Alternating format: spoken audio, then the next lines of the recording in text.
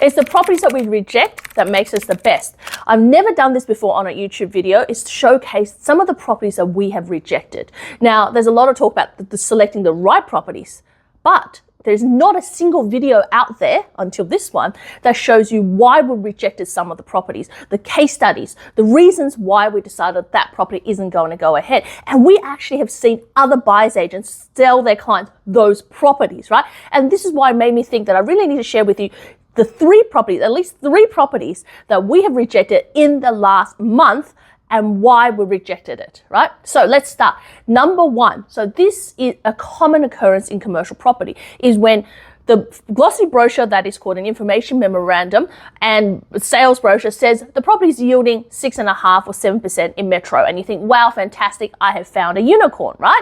But what's happened is, in effect, when you actually work out and go through the leases, all the individual things, there's things buried in the lease, or there's things that the tenants aren't paying for that erodes the yield. And what happens is that a 6.5% property becomes a 5.7% or 5.5% yielding property by the time you allowed for increases in insurance, management fees, and outgoings, and some of the things that the tenants aren't paying for. So this is what happened to this property that we looked at in Jimboomba. Like, it's a great property where it's got warehouses at the back, so 2 little warehouses at the back. So it actually splits into 3. It has what you can use as a showroom or a restaurant at the front. At the moment, it has an Indian restaurant, which they're leaving, and a non-government organization like a NGO, so like a non-government organization, so a charity group is actually taking the whole premise. There actually was originally at the back taking the 2 warehouses. So they're a charity organization, kind of like your op shops, right? So they do go out to people's houses and deliver food, deliver goods, and do workshops as well. So that's actually a really, really good tenant, and the tenant probably be there for a long, long time, right? However, the tenant is on a gross lease. And when we looked at the property, we realized the vendor misappropriated his outgoings in terms of insurance. Insurance has gone up, plus there's a few other outgoings like management fees and rates. All of these things eroded a yield that he originally told us would be 6.5%, which we already got under contract based on the preliminary information it gave us. And then during due diligence, we found that it has been eroded to about 5.5%, at which point we went back to them to negotiate. Now, very few buyers agents out there do that. They just go, well, the deal's not working, let's move on. Or they'll say, hey, it's still a good deal at 5.5%, because what they'll try to do is condition the purchaser and say, it's still a great deal, let's move on, right? So let's buy the property, right? So, and you're going to get your back end growth, but that is absolutely wrong, right? So we went back to try and negotiate, and that would mean an $80,000 to $100,000 cut from the purchase price. Now, the purchase price is just a bit over $1 million.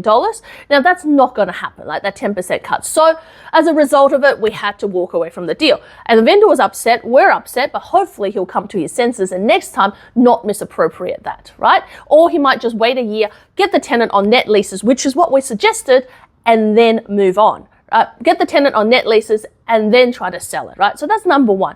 And that happens time and time again. And that's one of the reasons we walk away from deals, because either the vendor won't negotiate, or that they've misappropriated the outgoings and it throws out the returns. Yes, should the area be 5.5? Does it justify 5.5 in Jimboomba? On an industrial property, probably close to 6% will be justifiable, but we don't want our clients to take a hit on it. It means significant issues for their cash flow right now, and they're not going to get it at the back end, right, for quite a few years. The whole point when we look at it for our clients' point of view is that they make money from day dot, right? And that's why you want to choose us at Unicorn Commercial Property versus anyone else. So on that note, let's go on to number 2 latest properties that were rejected. So this property is in Bundaberg, right? So we just looked at Jimboomba, which is in Brisbane. Now we look at Bundaberg. So in Bundaberg, this property was a dual tenancy, which looked really good, because we understand that dual tenancies have the ability later on to repurpose. So even if you get an underperforming tenant in one side, it's not a huge deal if you want to create some kind of uplifts in the future, because what you can do is you can actually create that uplift by changing the tenants, tweaking the lease, doing a bit of refurbishment, and you get much, much better outcome in the back end, right? So if you take a little bit of a hit on the yield, it's not a big deal. However, the thing to watch out for properties like that is what is capital works, because capital works is going to erode the value of the property. Because ultimately, if you're buying a property at 7% yield and then you end up spending an extra 50, 80, 100 grand on it, it washes itself out to about 6%. And most people don't realize that. They just buy it, they go, oh yeah, we'll fix the capital works, but that capital works is for 20 years. However, when you average it out, it means you have a drop in yield and you may not get that back for quite some years. So this property itself is going to a self-managed super for a client that's already got 2 properties with us, and he's a repeat client, just needs something that's 600,000-700,000 in their super. However, with this property, we did the inspection, we discovered there was literally ways of trying to patch up the roof. And this is one of those key things. So many buyer's agents miss this because they don't have a building consultant in their company. We have a building consultant in the company which goes through the pest and building and looks at these videos, especially videos that have older buildings that our clients want to create some uplift or want to know that in the future they're not up for massive costs. We saw molds there from basically it raining and they're trying to patch up with paint. We saw the fact they've tried to put a coat over the top of it. And we basically realized it was going to be a $50,000 replacement of the roof, plus all the gutterings and flushings and everything else could potentially be $70,000. But $50K was what we anticipated was the capital cost. We went back to the agent and said, look, if you could take $50K off, we know that the property is not a huge amount of value. It's only between $600 to $700K. You take $50K off, but that is the capital works, and we don't want our clients to be responsible for those capital works, right?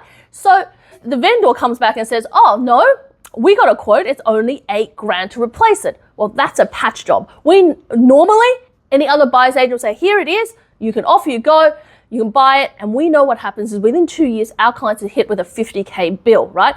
And rather than earning the buyer's agency fee from it, we decided that it was best to get the client to terminate the contract, go back to them and say, look, it's $50K or nothing, walk away from the deal, right? We would rather walk away from the deal. Yes, well, we made a loss as a company, but we did it for the benefit of our clients. And that's so important because when you're looking at deals, you got to not look at today, right? But what it's going to cost you 2, 3, 5 years in the future and how you're going to make that money back. If there's sufficient capital growth in the back end, then absolutely those capital works are worth it. But if this is a long-term hold and you want to tweak the leases and your goal is different, and especially when it's run down, when you're just going to have problems after problems after problems, you want to be able to sufficiently negotiate. So we walked away from that deal, and that was in Bundaberg, and we did a lot of due diligence on it, but ultimately, they didn't negotiate. We walked away because we didn't want our clients to afford the capital costs. And that's really one of the big things about when you're trying to do anything that has an uplift or just buying even a set and forget property is those capital works.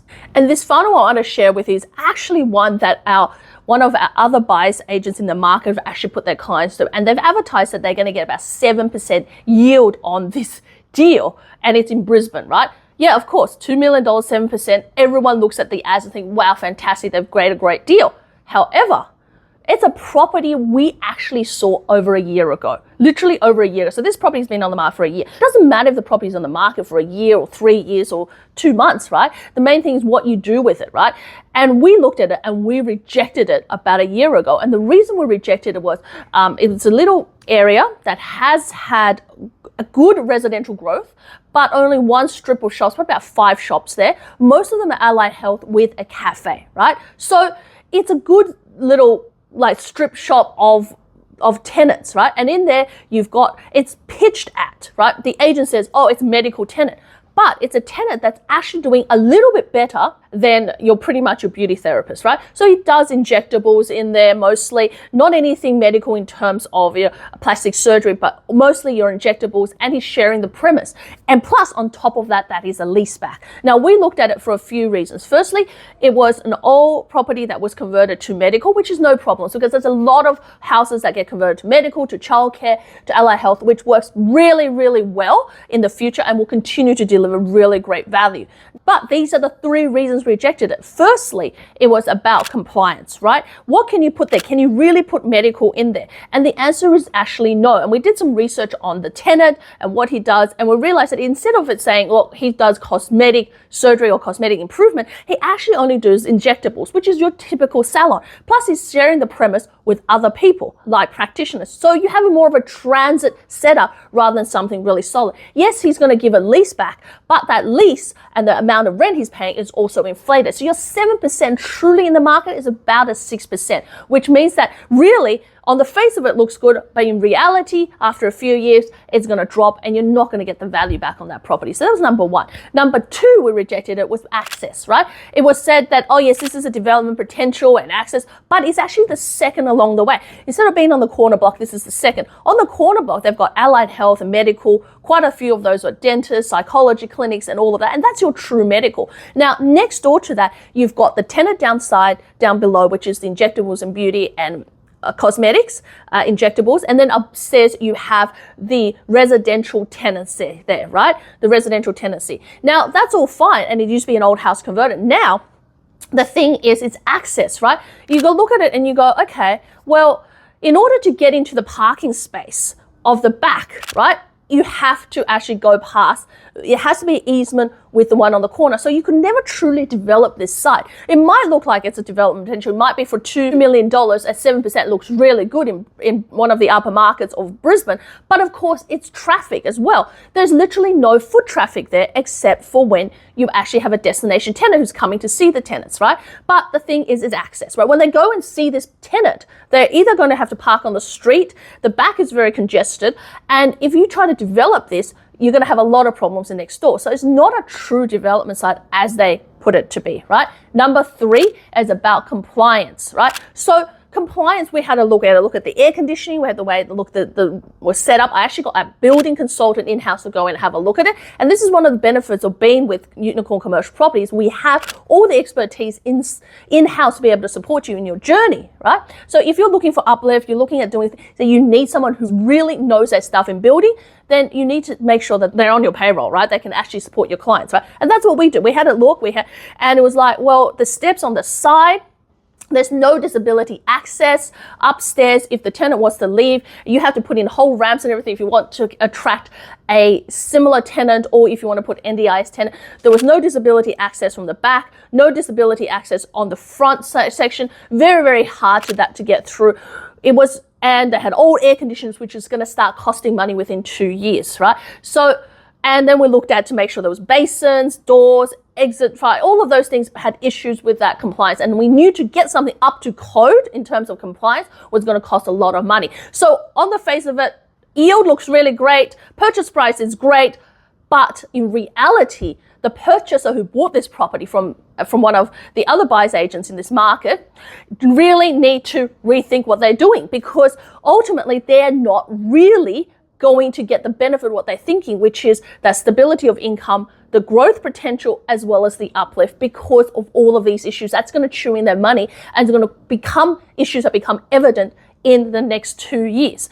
Now, one of the big things that I talk about in all of my videos is about yields, returns, and return on investment. And this comes to the final point as we close off this video, is that when a decision is made well in the commercial property space, you see the value and you see the results within 2 years. When you miss these things during the due diligence process because you're chasing a yield, because you're chasing a particular set mindset to get to a property, then in 5 years' time, you get that come back to you. So that might be you don't actually end up getting the growth you wanted. You might not get the cash flow because it's been eroded because of other bits and pieces you need to fix, or it could be that you've overpaid for that property, right? Because of all these things.